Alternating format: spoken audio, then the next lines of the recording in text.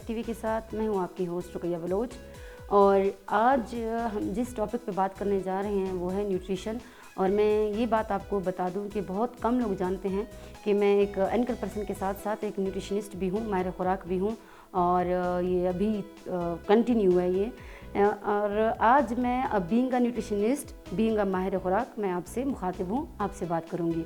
तो नाज़रीन, अल्लाह पाक ने हमें पैदा किया तो बहुत अच्छे स्ट्रक्चर में, अच्छे लुक में पैदा किया है।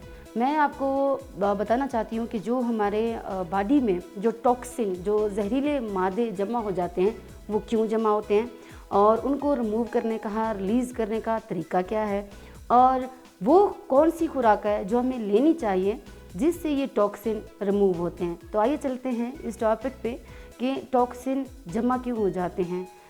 नाज़रीन, जब हम अपनी बॉडी को देखते हैं या फिर फूड ग्रुप्स को देखते हैं तो हर इंसान की रिक्वायरमेंट अलग होती है, यानी कि हर इंसान का BMR या BRI अलग होता है। जो कि न्यूट्रिशनिस्ट हैं उनको पता होगा कि BMR क्या है।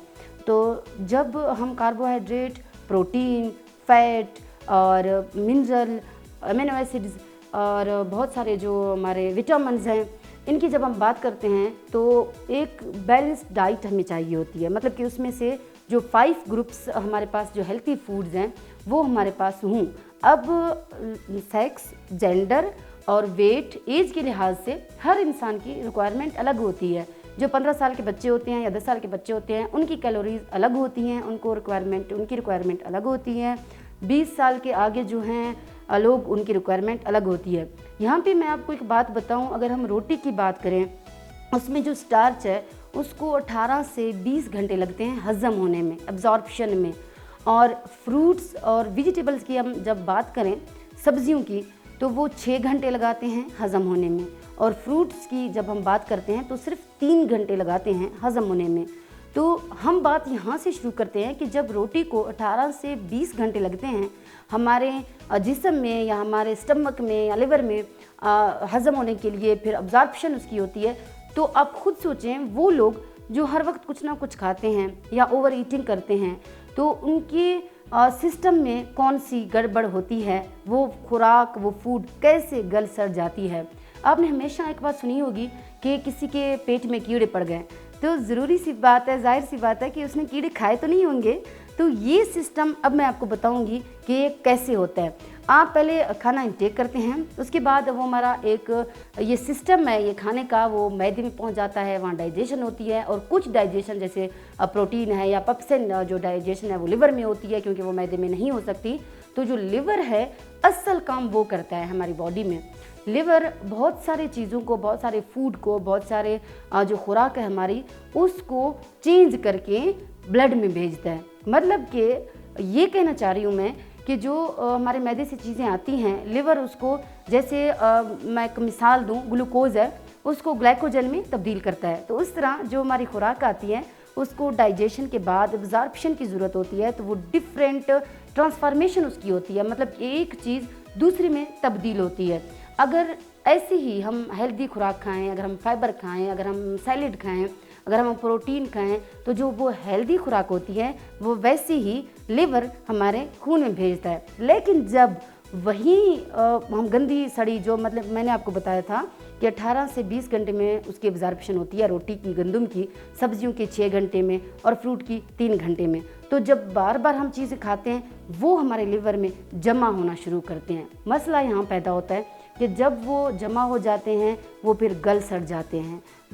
जिस दिन वो गल सड़ गए उसके ऊपर बैक्टीरिया, वायरस और ऐसे कीड़े मकोड़े अटैक करते हैं। और वहीं लिवर को तो कोई काम नहीं है, वो तो नहीं पहचानता कि मैं, उसका तो काम यही है कि मैं सिर्फ ट्रांसफॉर्मेशन करके चीज़ों को ब्लड में भेज दूँ।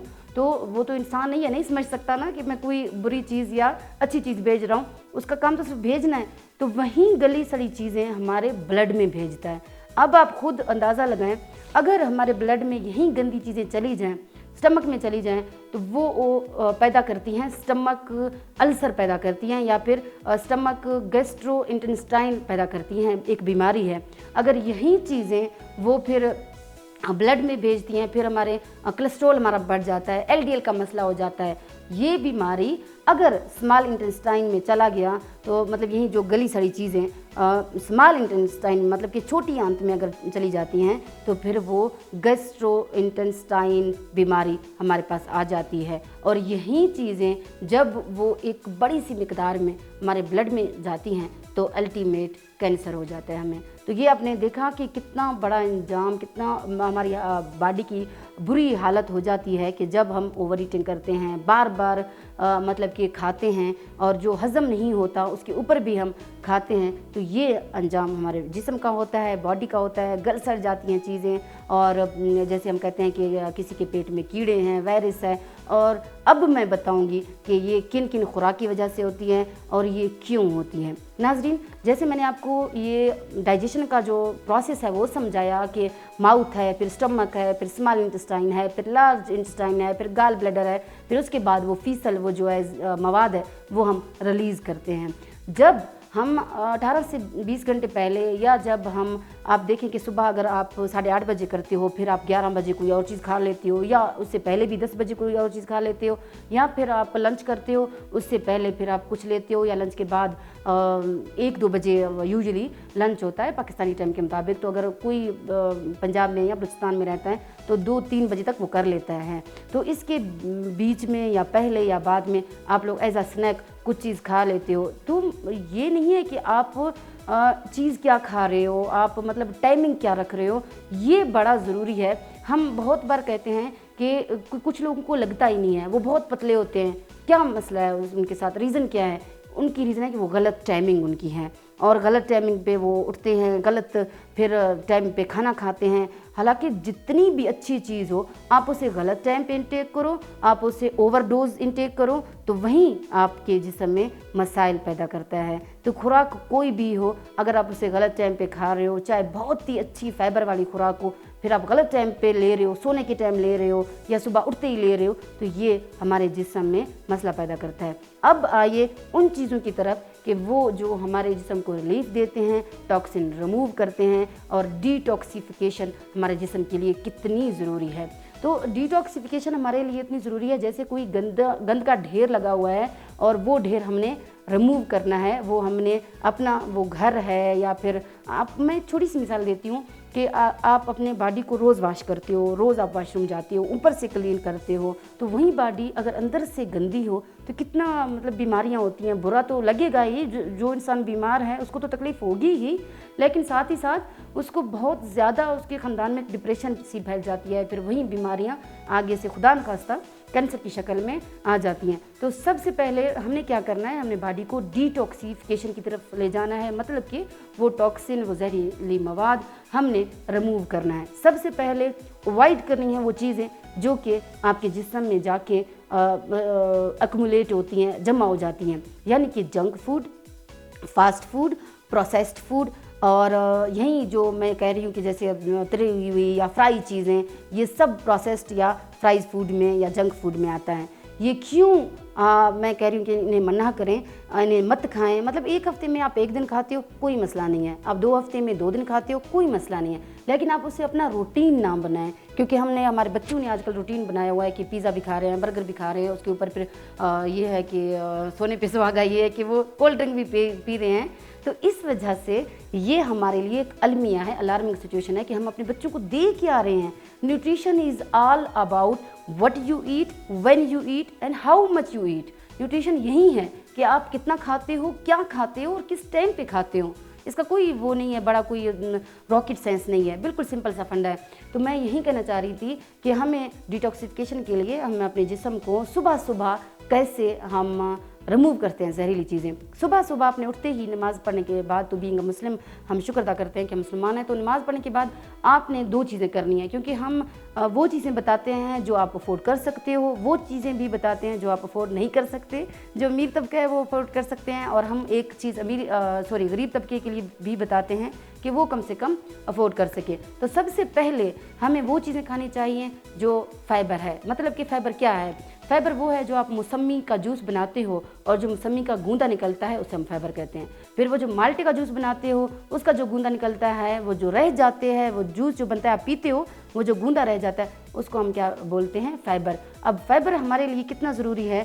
फाइबर हमारे लिए इतनी ज़रूरी है कि डाइजेशन के अमल में ये बहुत ज़्यादा अपना रोल अदा करता है। मतलब इम्प्रूवमेंट लाता है, बूस्ट करता है हमारी इम्यूनिटी को। जो चीज़ें हमारे खुराक में हज़म नहीं होती उनको भी ये हज़म करवा देता है। एज अ हेल्पर है इम्यून सिस्टम का, स्टमक का, और ये फ्रेंडली है सभी लोगों के लिए। तो हमें फाइबर ज़्यादा लेना चाहिए, सलाद लेना चाहिए, और सुबह सुबह उठते ही नमाज के बाद हमें लौकी का जूस ज़रूर पीना चाहिए। लौकी के जूस के फ़ायदे सबको पता है पाकिस्तान में, और बहुत ज़्यादा लोग इसको इंटेक भी करते हैं कि ये क्यों ज़रूरी है। ये हमारे टॉक्सिफिकेशन को या डिटॉक्सिफिकेशन के अमल में बहुत ज़्यादा ज़रूरी है। ये रिमूव करता है जो हमारी चीज़ें गली सड़ी हो चुकी हैं, वो उनको इंशाल्लाह एक ही हफ्ते में आप देख सकेंगे इंशाल्लाह अपना रिज़ल्ट कि वो रिमूव करती हैं। दूसरा आते हैं हम अभी जो लौकी के जूस के बाद अब एज अ स्नैक या फिर नाश्ता जो आप बोलते हैं वो, उसमें आपने क्या लेना है? जैसे कि हम दही बोलते हैं, योगर्ट बोलते हैं। दही में क्या है? दही हमारे गट के लिए, हमारे मैदे के लिए बहुत अच्छा है। कि आपको पता हो जो हमारे मैदा का मसला होता है या बहुत ज़्यादा हमारी गट ख़राब हो जाती है, तो दही में गुड बैक्टीरियाज होते हैं और ये यीस्ट से बना होता है। कि अगर हम उस खमीर प्रोसेस से दही बना रहे हैं, शर्त यह है कि वो ओरिजिनल हो। तो अगर आप दही 4 से 5 चम्मच इंटेक कर रहे हैं नाश्ते के दौरान, तो इसका मतलब है कि आप अपने गट को सही कर रहे हैं। इसका मतलब है कि आप अपने उस हेलोबैक्टर जो पैलोरी है उसमें जो मैदे में अटैक करती है, फिर हमें बहुत सारी बीमारियां हो जाती हैं। जो मैदे का बहुत सारे लोगों को मैदे का मसला होता है, फिर गैस चढ़ती है, फिर ब्लोटिंग होती है। तो ये सारे मसले अगर आप दही खा रहे हैं, उसके साथ फिर लंच में वो खा रहे हैं, फाइबर खा रहे हैं, सैलेड खाते हैं, तो फाइबर का ये है सलाद का कि आप लंच से पहले खाएं 10 मिनट। बहुत सारे लोग साथ में खाते हैं, लेकिन मैं ये सजेस्ट करूँगी जो वेट लॉस करना चाहते हैं वो 10 मिनट पहले सलाद खाएं और उसके बाद अपना खाना शुरू करें। फिर बारी आती है हमारी डिनर की। डिनर में भी ऐसे करें कि जो प्री डिनर है उसमें आप सैलेड खा सकते हैं। मतलब कि सैलेड में क्या है, टमाटर है हमारे पास, और खीरे हैं, और बंद गोभी है, और सैलेड का जो पत्ता है, और ब्रोकली जो लोग अफोर्ड कर सकते हैं, जिनके पास होता है, वो बहुत अच्छा है हमारे इम्यून सिस्टम को हेल्प करने में, हमारी डाइजेशन में। और सबसे जो ब्लोटिंग, गैस, इनका सबसे एक मैं कहती हूँ कि जो चुटकियों में इलाज करता है, जो हफ्तों में आपका ठीक हो सकता है, आपकी ब्लोटिंग, आपकी गैस, ये अदरक वाली चाय है जो डिनर के बाद आप इंशाल्लाह पिएंगे। सोने से आधा घंटा पहले या घंटा पहले आप अदरक वाली चाय बनाएं। कैसे बनाएंगे? सिर्फ और सिर्फ 1 इंच अदरक और 2 चुटकी, जितने कप होंगे उतनी चुटकी आप सौंफ की डाल दें, उबालें उसको अच्छी तरह से 5 से 6 मिनट, और उसके बाद आप शहद से लें। अच्छी बात है, लेकिन शहद ना हो तो गुड़ से लें, लेकिन चीनी उसमें मत डालें। तो ये ब्लोटिंग गैस का एक बहुत अच्छा ट्रीटमेंट है। बाकी मैं सिर्फ इतना कहूँगी कि अपना ख्याल रखें, सैलेड ज़रूर खाएं, फाइबर ज़रूर खाएं, हेल्दी खाना खाएं जिसमें प्रोटीन आपका पूरा हो, कार्बोहाइड्रेट आपका पूरा हो, फैट आपका पूरा हो, मिनरल, विटामिन्स आपकी पूरी हों। इंशाल्लाह मिलते हैं नेक्स्ट वीडियो में। तब तक के लिए मुझे इजाज़त दें। अल्लाह हाफिज़।